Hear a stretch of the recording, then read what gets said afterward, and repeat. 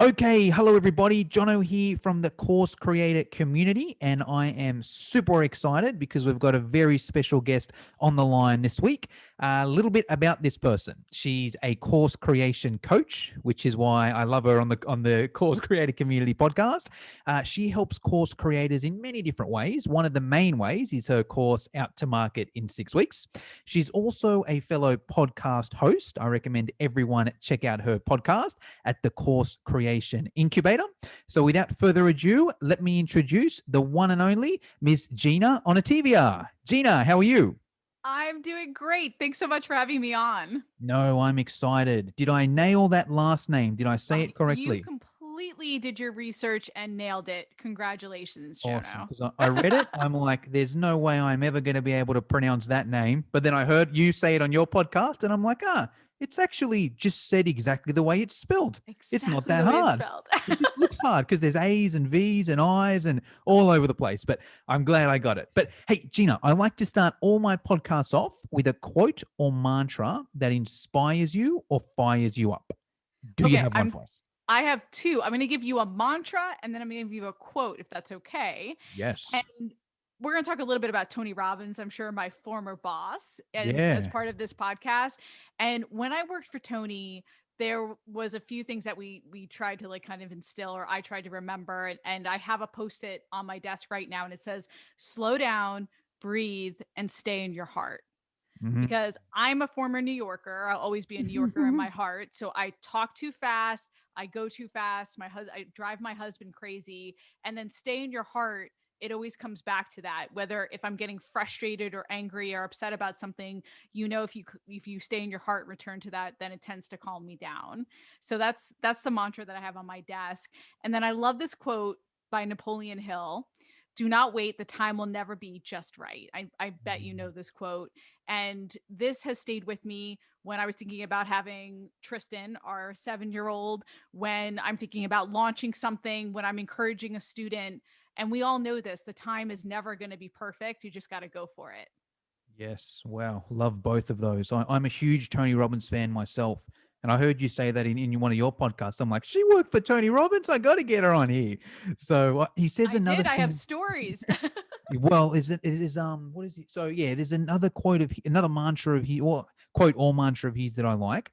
It's when I've been to a few of his seminars and someone will start talking and he'll be like, hey, stop, stop. Are you in your head or in your heart? And That's right. I like that side of it. It's like, hold on, when you analyze it too much, you sort of just stuff yourself up. Sometimes it's That's better right. just to go with the heart. So I love Mm. that. And yes, so Napoleon Hill, I haven't heard that quote, but I'm a huge fan of his book. If anyone, Think and Grow Rich. yes, Yes, Tony's a huge fan. I'm sure you know the story that Tony, that was one of the first books that really made an impression on Tony. And he would journal about it when he was young before he reached the pinnacle of success. And that really influenced him. yes. Well, let me think about that. I originally read that book and didn't like it ages ago. I was a kid. I was like Mhm. in my early 20s. I'm like, man, all these stories are from the 1920s, But then it was just, because it was written 100 years ago, right? Yeah, it I was think written a long time ago. I think it's literally, but it's good because it's like it was literally written 100 years ago, right? But I started to study successful people, Tony Robbins, Bob Proctor, all the gurus out there, and literally whenever you ask them, hey, what's the best book? Like 9 out of 10 would say Think and Grow Rich, and I'm like, okay, I'm gonna give this book another crack, and Yeah. read it a second time with a different opinion. And I'm like, because you know what got me? When I read it in my 20s, it was the title that got me. I was like, oh, Hmm. all I've got to do is think and I'll get rich. Then I realized, hold on, there's a little bit more to it than That's just not, yeah, thinking. that's not really what the book is about. Yeah. Good title, good marketing, but Yeah, there's a little bit excellent. more. Gets you in there. Gets Right. you in there, but there's a little bit more to it than just thinking. But then I read it and loved it. So I'm a huge fan. And I recommend everyone listening, if you haven't read that book, go and read it. Yeah, it's a little bit old, but it's priceless, which is better. Because if you read a book on, even what we do with course creation, in a year's or two or a year or two's time, could be different technology, different Yeah, social it could be media outdated. platforms, Right. could be outdated. This Yeah. book that's lasts for 100 years, the principles are still the same. It's just the technology might have changed a bit. So, yes, just wanted to recommend that to the listeners. Now, Gina, we've got a very interesting topic today. how to get your online course content written 10 times faster. All right. That's Before right. we get into that, though, I Yes. just I want my listeners to know a little bit more about you. I've obviously been following you on Instagram. I listen to your podcast. Let us know, what is it you actually do? How do you help people? Let us know. Give us the rundown. Well, we help, and I say we, my husband's part of the business. He's on the design side, and we help course creators, so experts, entrepreneurs, speakers, celebrities, create their online courses. We also coach folks through the process. You mentioned the 6-week accelerator. We help people get their courses up and going and launch in just 6 weeks as part of our course creation boutique. Love it. And I believe that's starting this week, I believe, by the time this Yes, podcast. that's right. That's right. When this is hitting the 6-week accelerator, I do it once or twice a year. And this just happens to coincide. So now's the time. Awesome. So if you're listening to this, obviously listen to the podcast. It's going to be awesome. But even if you want, just go straight to the link I'm going to put in the show notes and have a look at what Gina's offering, because she only does it a couple times a year. So if you like her style, now's the time to do it, or you might have to wait another year. And just one thing I want to add that I really like, I heard you mention in one of your podcasts as well, and we'll probably speak about it today, is that you're about getting it done. Right? It's Oh, about, yeah. you're going to get this course done in 6 weeks. It's not going to get closer to being done in 6 weeks. It's not going to be your research done in 6 weeks. It's going to be ready to market in 6 weeks, right? That's right. I am the queen of, I like to call myself the queen of getting it done and finishing, because there's nothing to me that's more fulfilling than a course that gets done. And I'm sure you feel the same way. Mm. And I'm sure you see so many course creators that kind of dabble, right? Mm. And dabble, like, talk about another Tony term. We should like take points about how Yeah. many times I'm going to mention Tony stuff. So Yeah. instead of mastering, they're dabbling. Yeah. And then years go by, and I've talked to them, and I'm sure you have too, Yeah.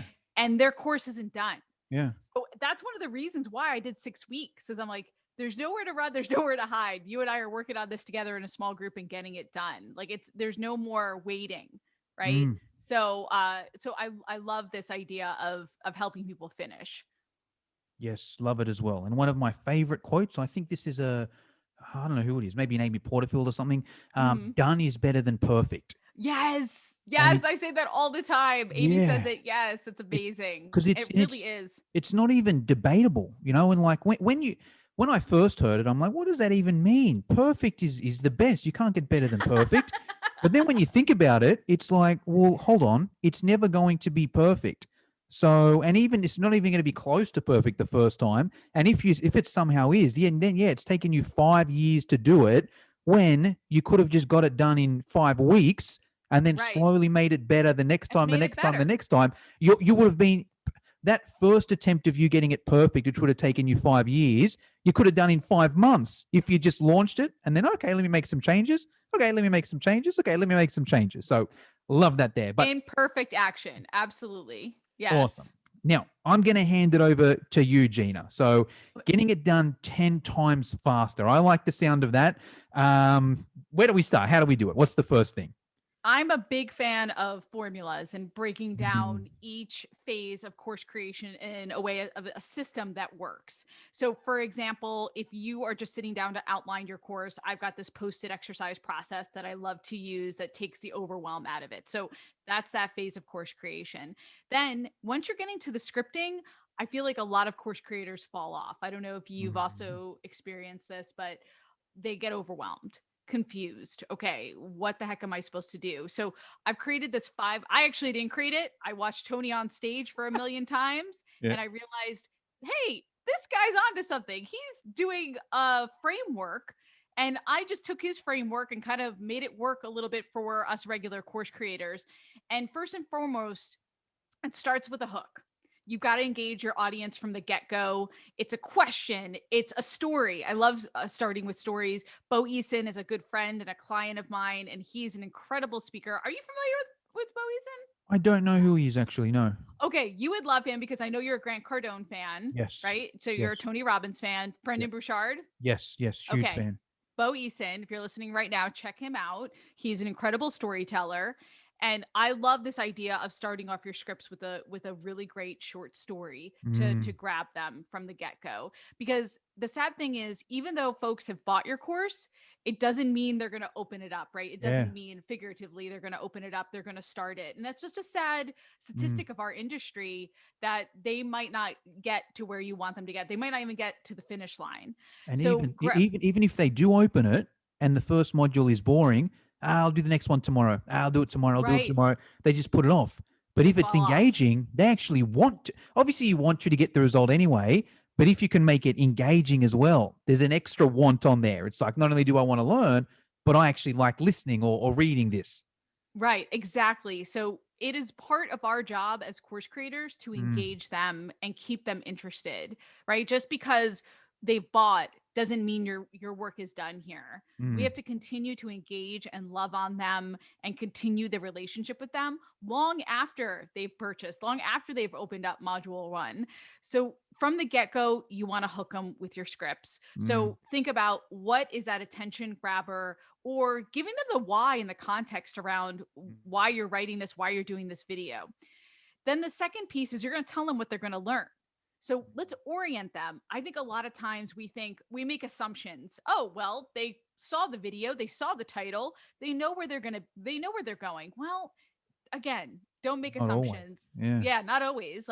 And orient them to where they are in your course. Because say you've got a bigger Mm, course, right? And you've got multiple modules and multiple lessons, they might get lost in that sea, and that's really easy to get overwhelmed. You're really clear on where they need to be, but you need to over communicate that with your student. Then in the third piece, you're going to talk about your core or your main steps. This is the meat of the lesson. So if Tony was on stage, or if I'm building a product and I'm talking about the 5 steps to lasting change, this is where I'm going to cover those 5 steps. Okay. mm. Then you're going to tell them the homework, love implementation pieces. I think you're a fan as well. Oh, yes. And making sure that they're taking action. And then finally, you're going to give them next steps. So again, you're orienting them. Okay, now that we've gone through the 5 steps of lasting change, we're going to talk about what this looks like in your everyday life as part of your next lesson, or whatever it is. Again, you're always giving them milestones, touch points about where they are in your course. So these 5 pieces happen for every script, every video that you are creating. Awesome. I love it. Cool. And this is the individual one, right? This isn't like, we're not talking about a whole course here. It's like, let's say you've got a 4 module course and module 1 has 4 lessons in it. Each one will follow that formula there. That's right. That's right. So each video will follow this formula. And and then you take one video at a time, right? You're not going to swallow the whale, or whatever metaphor. I'm sure there's a more fun metaphor. I feel like Aussies always have more fun metaphors, right? Yes, I can't. So, which one did you use? Don't swallow the whale. Don't swallow the whale. What do you got? What do you have? Let me think. No different. I think we use one like, if the easiest way to eat an elephant is one bite at a time. I think There we go. I think that's the one, the common one I'm used to hearing.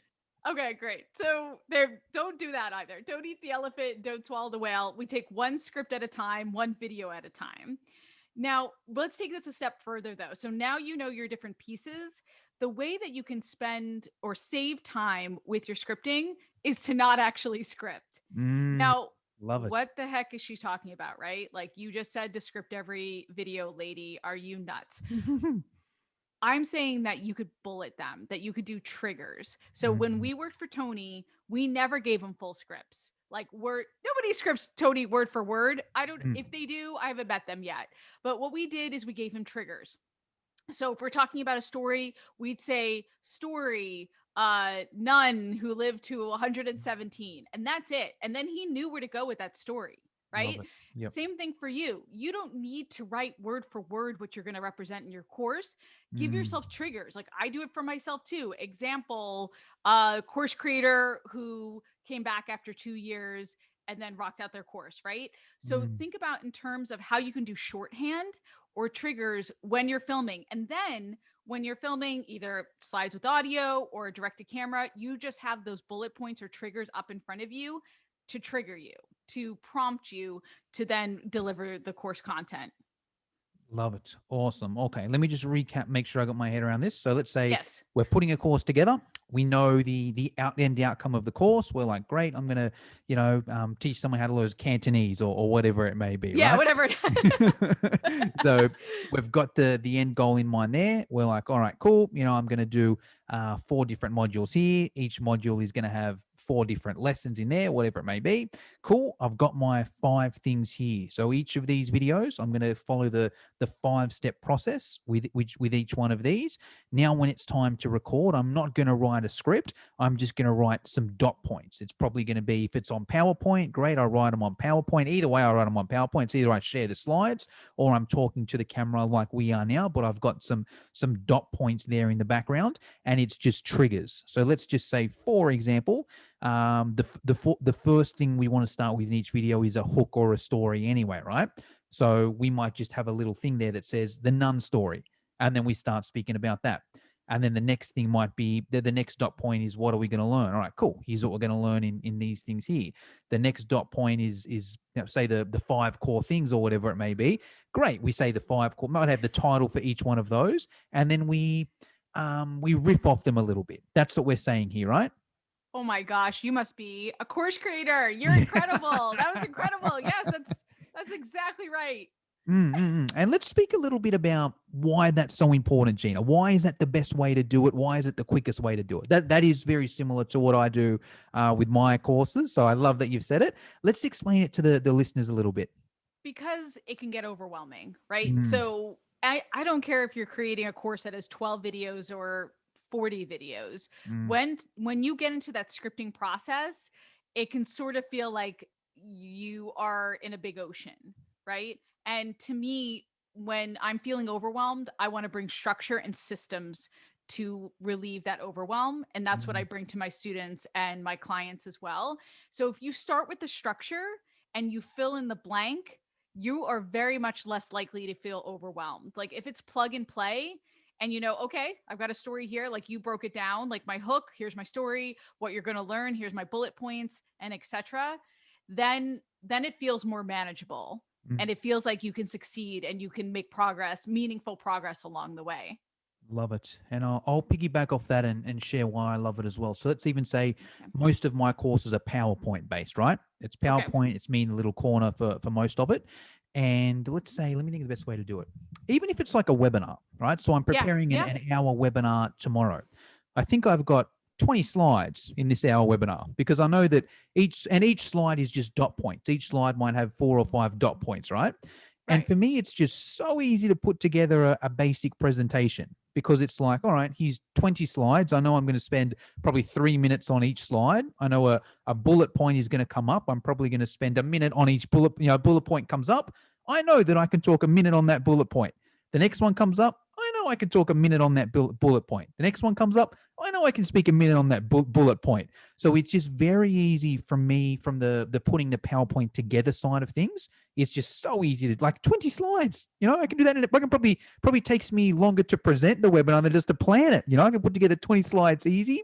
I think it's more engaging for the listener as well, or for the viewer, or for the student, Mm-hmm. because sometimes you see a PowerPoint and there's just text there. It's death by PowerPoint. Oh yeah, A death death by by bullet PowerPoint. point. Yeah, yeah, Yeah. yeah. It's like, man, there's no way I'm reading all this. But if it's like one little thing there and then maybe a photo with it as well, I like. A dot point comes up and then a 100%. corresponding photo there, and then you talk about it. I feel it gets everyone's senses involved. You can read the one word, but you're not overwhelmed. Little picture pops up. You might be a visual sort of person. You've still got to use your audio to listen to what I'm saying there. And then if you sort of forget, there's a bullet point to remind you. And then a few minutes later, another one pops up with another photo. It's more engaging for the listener there. And I think also for the student, let me think how to explain this. Because I had this conversation not too long ago with one of my students, and she was like, "Jono, you like, I just can't do these PowerPoints like you can." She goes, I do it, and then I read off the script, and then it takes me forever, and then and and then I make a mistake, and then I need to record it, and I'm like, I make a mistake every single time I do a talking wise. I'll always slightly forget something or not explain it the way it should have been, but nobody even knows. because there's just one line of a dot point there. So even if I do stuff it up, no one knows. So I think it's also safer for the course creator as well. It goes back to the perfect side of things. If you're trying to get it perfect, you're just never going to get it done. You're gonna, and it's gonna be boring. You're reading it from it. It just that's my take. What's your opinion on that? Well, I think it's both sides, right? So it's for you, it's easier to make those micro, it's not like micro commitments, but like even micro content, right? Like, okay, to Mm, your point, it's just a little bit at a time. mm, And then I think a lot of times, death by PowerPoint, death by bullet points, we forget what slides are for. Slides are mm. meant to engage your students. Yeah, Slides are love meant it. to assist you and complement what you're teaching them and Mm, not replace or not overwhelm, right? So it's a complement and should be working hand in hand. It's a dance. And don't forget that. So I've seen it. I know Jono, you've seen it where people do like 17 bullets on one slide and they're just jamming information in there. No one needs that. You don't need that, and your student doesn't need that. mm. Keep it simple And and engaging. well, I love it how you said it there. The slides are there to complement, not replace. Now, I'm going to ask a follow up question there, Gina, because Yes. I've got a feeling a lot of the time when people may do that because they may be nervous or not confident or trying to hide, and it's like, well, hey, at least if I'm just reading off a PowerPoint, I'm safer. Any tips for someone like that? How can we help them or how can we change their mindset? What can you tell us there? Well, I think it's getting comfortable with your content and getting comfortable with what you have to teach. Mm, And I think it's it's thinking about your brand and how you're delivering it. So like I love to use evocative imagery when I'm teaching say presentations in my slides, right? And I'm using that to evoke an emotion and that makes it easier for me to then deliver my content. So I think it comes with one knowing your brand, two practicing in preparation. So I mentioned Bo Eason at the beginning of this podcast and Bo's all about preparing behind the scenes to show up and show up like you're a pro, mm, right? So, and I think when we do that, we get more comfortable with our content, we get more comfortable with our delivery, and I think that just that comes with time, and that comes with practice. mm. What do you think? Yes, I think I agree 100%. I think there's a couple things I'll add on to that. So I think it's stages as well, right? I think maybe, Mm-hmm. okay, you might be, if you're watching or listening to this now and you're like, all right, cool, damn, they're my PowerPoints exactly. And, that's why I do it for that reason there. I would just sort of ease out to it. I'd be like, all right, how can I cut these in half at least, so I don't have 17 bullet points on my PowerPoint. I've got 7 or 8. All right, cool. How can I then ease into that? And then a lot of thing I think that I do is even just the thinking and the mentally rehearsing. So once I've got my sort of my bullet point deck there, let's say I'm going for a drive. I'm driving to jujitsu class or salsa class or whatever it may Yeah, be, right, right? right. I'm driving there. I'll just sort of think in my head, okay, what would I say here? What would I say here? What would I say here? That's great. And I Yeah, almost just mentally rehearse it there. And it's visualization. And there's science behind that. My background's in fitness, right? They've done right. studies where with a basketball team, they had 3 groups, right? One group they were shooting free throws. One I know group, this you study. know the one? Yeah, Yes, yeah. So yes, I'll explain it to the listeners. So there were 3 groups, right? One of them didn't do any practice for their free throws, and they obviously didn't improve. One of them practiced for an hour a day or whatever it was, for their free throws, and they obviously improved. The third group didn't practice, but just visualized for an hour. So they did the same amount of practice as the physical practice team, but one team actually physically shot the free throws. The other ones just sat down and visualized it going perfectly. And the results, I think, they were either exactly the same or either the visualization one was a little bit better than the practical one, even though they didn't do any physical practice there. So that's I think the formula there as well. And yeah, and then I think once you do it a few times, it just becomes easier and easier and easier. And the other thing that really helped me do it was also Facebook Lives, because they're like yes, even more stressful, right? It's like right. if you're stressed doing a pre-recorded with a PowerPoint with your dot points there, Facebook Live's even harder on that. But from practicing it a few times, it was like, oh, okay, here's how I can talk off the cuff with a few bullet point notes here. Oh, I forgot to say this thing on my Facebook Live. How can I make sure that next time I don't forget to say it? And then I can Yeah, sort of train myself like that. And the advantage of Facebook Live is, I mean, you can do it every day if you want. You know, I mean, you're not going to record a whole course every day, but if you Right. just if you just want to practice, you can jump on Facebook Live. And what I even love more about Facebook Live is if it's a good one, great. A lot of people are going to see it and comment, and you get some. You might even get some clients from that. And if it's a bad one, no one sees it anyway because no one likes and comments, and then Facebook stops showing it to people. So I think it's a good way to learn from that side of things as well. I love that. Everything you're saying is absolutely right. And also experience other presentations, like get a Mm, sense of other styles. So I love it. remember seeing Seth Godin years and years ago do a talk, and all he had was huge imagery behind him. He didn't Mm, have bullet points. He didn't have any copy. He just had incredible imagery.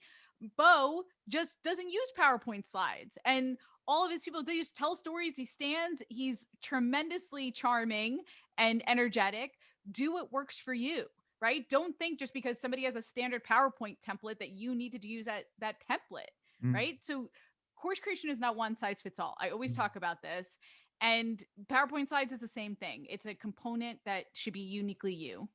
Yes, agree. And I'll piggyback off that as well. I think that it's important for course creators to do other courses, even for that Mm-hmm. reason there. Even if you're not doing it to learn the topic that's there, even learn Right. about the teaching style. And I know a good course that's starting this week actually called Get Your Course Out to Market in 6 weeks. So you can check that Nice out segue. if you want an idea there. But even so, yeah, I've had similar experiences where I did what did I do? So I did a course from an old mentor of mine. So he Mm, used to be he was originally my mentor. I did his course, okay. didn't speak to him for a couple of years, and then did another one of his course a couple of years later, and it was just so much funnier. And I'm like, man, how are you coming up with all these funny jokes? And it's just so much more engaging. How are you doing it? And he's like, well, it's quite simple. I did this comedy course, and then I became so much funnier from it. I'm like, man, I want to do this comedy course as well. Because that way, because I like that experience. I'm like, man, I like going here and laughing and having fun. I want to offer these for my students as well. So I think that part's important there. So I awesome. Oh, no, yeah, I sorry. yeah, can I just piggyback on that? Yeah, So yeah. I took a parenting course because one of my students did a live course, and I just love the way she taught it live. I learned from her, right? So she learned from me, and then I learned from her, and I became a better mom as part of the process. And then I kind of fell back, but that's another podcast. But I loved it, and you're right. Like it's. I think as course creators, we tend to fall off sometimes and forget our own training, Mm, but making time to attend workshops and other people's courses is just as critical as building our own. 100%. And I've got one more question for you, but I'll piggyback Yes. on this one more, piggyback over one more time. The other reason why I think it's important for a course creator to do courses is because it shows that you actually value courses. So, me, Yes. and I've even slackened off a little bit now, but especially when I was starting off, I would do a heap of courses. I'd go to workshops, online courses, hire business coaches, conventions, every single thing in there. All the money that I spent would go into learning.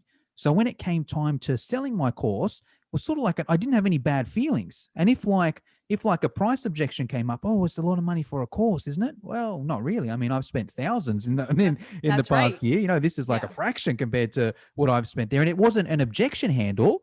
It was just exactly how I felt because it's what I did. So I think that's important there. But I was wondering, Gina, can you give Yeah. us one more tip on how to get our course done quicker? So we've got our 5-step framework there. We've got our scripting in terms of don't script it. Can you give us one more tip there? Here's what I'll leave you with is find your flow before you sit down and write.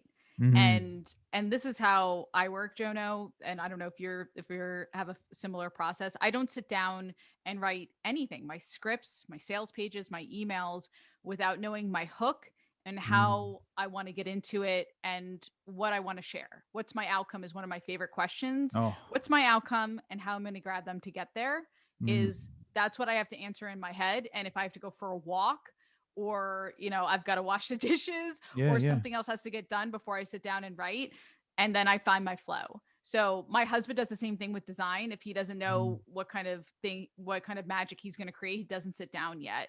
So don't do it. Don't frustrate yourself. Don't get writer's block. Writer's block is BS. It just means like you haven't figured out your hook and you haven't figured out what the outcome is. Do that first, then sit down, let it flow. Love it. Yes, I'm a huge outcome guy myself. I think that's my favorite thing I've learned from Tony Robbins. That's not my Mhm. core strategy. That's my life strategy. I know that's my life strategy too. Well, So now when a client or somebody comes to me or a student says, "Oh, I want to start a podcast or I want to build this, I want to build that." What's your outcome? Which mm, I know probably drives them nuts, but then they have to really think through because, and you've seen this, I'm sure too, where people say, mm, I'm going to start a series that's about this. Okay, well, where's it why? going to? Mm, Why? What's the offer you're going to make out of it? Where is the customer going to go? Right? What's your outcome? love it. And it's a good for anyone listening as well. It's a few. I use it in so many different ways. It's good for it's good for coaching. If you're a coach, it's a good question to ask someone. It's good for sales as well. If you're on Yeah. a sales consultation and someone's, well, I'm going to do this, this, and this. Great. Why are you going to do that? And it's also good even to ask yourself. I do it all. I sit down every morning. Okay, what's my life goal? It's to do this. Why do I want to do this? Because of this, and this. But why do I want to do that? Because of this, and this. And why do I want to do that? Because, okay, this is what I really want. This is the goal. Now let's look at my to-do list, right? Which of these things are going to bring me closest to this goal here? And Right. once it's Tony Robbins' RPM method, I think he A calls it. 100%. Right. Your Yeah, purpose, your outcome, and then your purpose. And then you probably prioritize right after that. Right. exactly, With your exactly. chunking. Yeah. And that's a whole nother. The best program I ever did from Tony Robbins was his time one, time of your Oh, yeah. life or Time of your whatever it is. life. Yeah. Yeah, I think he got me as well with that. I'm like, oh, this is how you have the time of your life. Let me do this. And then I realized it was a time management Right. course. But it's completely aspirational, right? So you're like, I'm gonna have time of my life. Oh wait, I'm just managing my time and organizing my activities. But it's honestly, that's the best program I've ever done. It was an audio CD program. Still, I did it like 2 years ago. It was on audio Yeah. CDs. So I had to buy like my laptop doesn't have CDs. I had to buy some connection thing there. But it was literally the best It was like 10 hours audio CD. But it literally changed my life. I recommend anyone that's listening to this, One if of his you, best. Yes. yeah, if you are having time management issues, if you feel like you're not getting enough done, watch that CD. Now my problem is I don't know. I've got too much time on board after doing that there, so it definitely works. But hey, Gina, there's just a few questions I always like to finish off my podcast with, or one question, but broken down into three ways. It's around mentors. So you're obviously a mentor Mm. for plenty of people out there that want to get their course up and running. I'm curious to who your most important mentors have been over the years. And if you can answer it in a few different ways, if you could give us a book that you recommend every course creator should read, if you could tell us one of your paid mentors or mentor that you paid money to, you did their course or their program, whatever it may be, that really changed your life, and then an unpaid mentor. So someone that you've never paid money to, but you follow them on social media, you listen to their podcast, you watch their YouTube videos, whatever it may be. What can you tell us there around mentors? Okay, I love this question. Does everyone say Atomic Habits It's a when they popular. talk It about is a popular one. Yeah, yeah. shit? Okay. Well, Atomic Habits is one, but all right, I'm gonna talk about Lynchpin and Seth Okay. Godin, Yeah. or like hell, any Seth Godin book. Let's be Mm, honest, right? mm, When I am thinking through my marketing, when I am thinking through campaigns, I always pick up Seth Godin. Like I don't know who you use for, but just the way like he talks about getting a swimming pool instead of an ocean, finding your corner, your passionate niche, right? Like, oh, he is just an absolute genius. And there's no one who speaks like him. And I'm probably talking to the choir, right? Preaching to the choir right now. If everyone listens to this podcast, that Seth Godin is an absolute genius. So he is my book mentor. My paid mentor, Victoria Gibson. I don't know if you're yes. familiar with Vic. I Uh, heard you. I heard she's Australian, right? yes, I heard. yes. I heard you mention her on a podcast. Because I like money. I like sales. And I heard You you will love mention her. Vic. So I You added her will. as a friend the other day. I don't think she's accepted. I'll check now and see. I'll make sure she accepts that. Vic is a selling master. Like before I joined her mastermind for 2 years. I did not know how to sell. I knew how to create content, right? I knew how to build courses, and I did not know anything about strategy calls. and I worked with her for 2 years, and she's an absolute genius. And she gave me the confidence and the tools and a messaging master. So I hope Vic, I'm going to send this to her so she can listen to me just like absolutely rave about her.